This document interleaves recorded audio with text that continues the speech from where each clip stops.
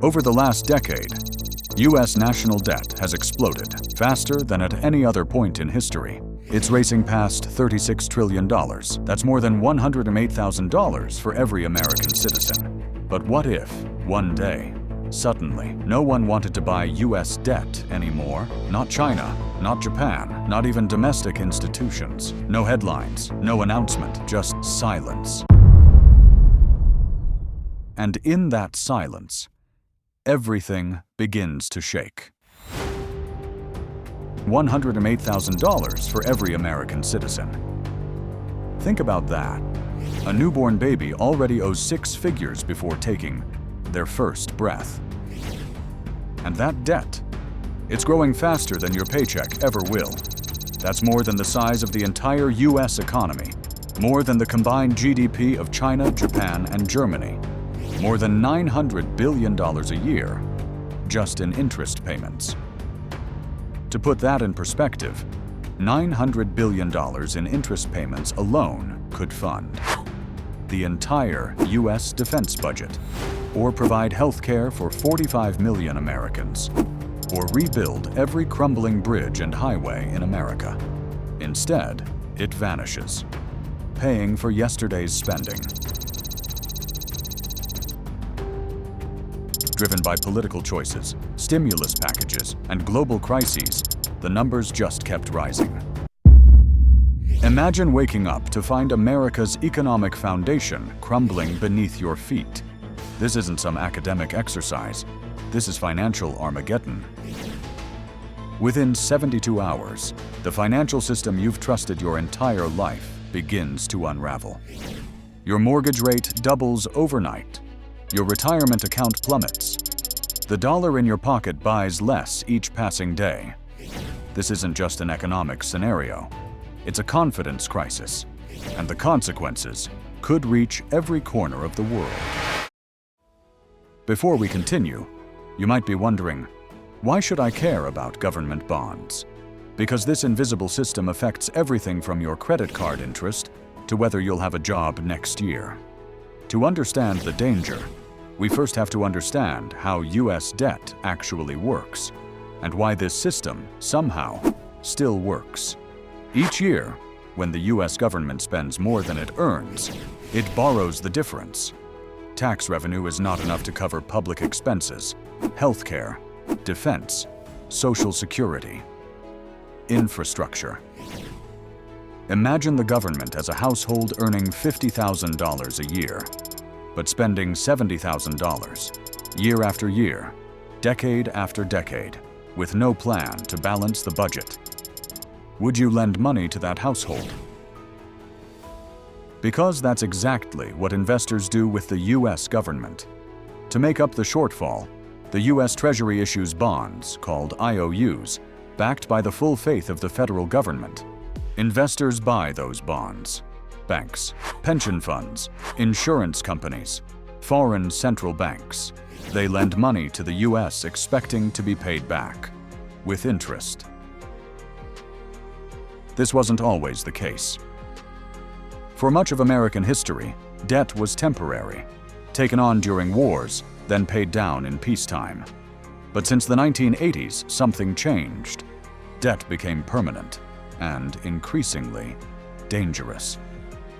For decades, this system has worked, quietly, predictably, like a machine. But behind that machine is one fragile assumption, that someone will always be willing to buy. Over $7 trillion of U.S. debt is held by foreign nations. Think about that. Countries like China hold over $1 trillion in U.S. debt. The same China competing with America for global influence. The same China building military bases in the South China Sea. That means other governments, some geopolitical rivals, hold a piece of America's future. What happens if they stop buying, or worse, start selling? Here's the trillion-dollar question that keeps economists up at night. Despite the risk, the world keeps buying U.S. debt. Why? Because, despite its flaws, the United States is still seen as the safest place to park money. Treasury bonds are considered low risk, highly liquid, backed by global demand for the US dollar. Think of US Treasury bonds as the financial world's equivalent of a nuclear bunker. When markets panic, investors run to them. When uncertainty strikes, they seek their shelter. And the dollar, it's the world's reserve currency, used in over 80% of all international trade. This wasn't an accident. After World War II, the Bretton Woods Agreement established the dollar as the world's anchor currency. Even when Nixon ended the gold standard in 1971, the dollar's dominance continued, backed not by gold, but by American economic and military power. As long as that status holds, there will be demand for American debt. But it's not just about investment. Foreign governments use US bonds to stabilize their currencies, manage trade balances, and influence exchange rates. When China buys US debt, they're not just investing. They're keeping their own currency artificially low, making their exports cheaper. Every Treasury bond purchase is both an economic and political decision. They don't just invest, they strategize. Because holding US debt isn't just about returns, it's about power and global interdependence. If the system stops working, there could be serious geopolitical consequences around the world. No one will be insulated from the global impact of this scenario. Let me paint a picture that haunts financial experts. What happens if one day they stop? Not because of war, not because of collapse, but by choice. What if China, Japan, or others decide US debt is no longer worth the risk? Or what if a major economic rival announces a new reserve currency backed by a basket of commodities? Or worse, what if they start dumping their holdings?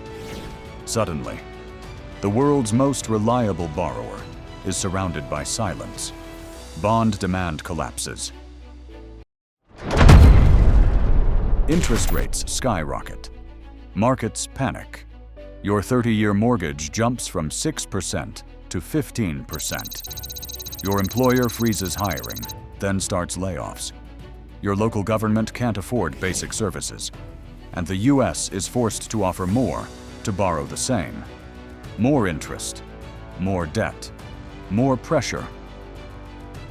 We've seen versions of this before, in Argentina, in Greece, in countless nations that lost investor confidence, but never in a country that prints the world's reserve currency. Never at this scale, never with these stakes. The machine starts to strain, and the cracks begin to show. Because this system only works as long as someone believes in it. Now let's look at what no politician will openly admit. This isn't just about economics. It never was. It's about power, control, leverage. When President Nixon's Treasury Secretary, John Connally, told foreign finance ministers, "The dollar is our currency, but it's your problem," he revealed the truth behind the system. America's debt is both its greatest vulnerability and its greatest weapon. Foreign nations that hold trillions in US debt don't just own bonds. They hold influence. They can shape interest rates, apply economic pressure, signal disapproval without saying a word. In 2011, when S&P downgraded US debt for the first time in history, Chinese state media called for a new international reserve currency to replace the dollar. The message wasn't subtle. America's debt gives others leverage. Debt becomes a tool, a quiet weapon, used not on the battlefield, but in the markets. And while the US still holds the upper hand, every new dollar borrowed gives up a little more ground. Imagine a future crisis where China threatens to sell $100 billion in treasury bonds unless the US makes concessions on Taiwan. Or Russia and Saudi Arabia coordinating their sales to spike oil prices. Because the deeper the debt, the tighter the grip of those who hold it. Here's what no economist models can fully capture. In the end, this isn't about bonds, or budgets, or even the dollar. It's about trust, a belief that the system will keep working, that the borrower will repay, that the rules will hold. Trust is the invisible architecture of modern finance, the unspoken agreement behind every transaction, the assumption that tomorrow will resemble today. Trust is invisible, but it's the most powerful force in the global economy. And when trust fades, nothing else matters. Every financial collapse in history, from the tulip mania to the 2008 crisis, wasn't triggered by numbers. It was triggered by a sudden collective loss of confidence.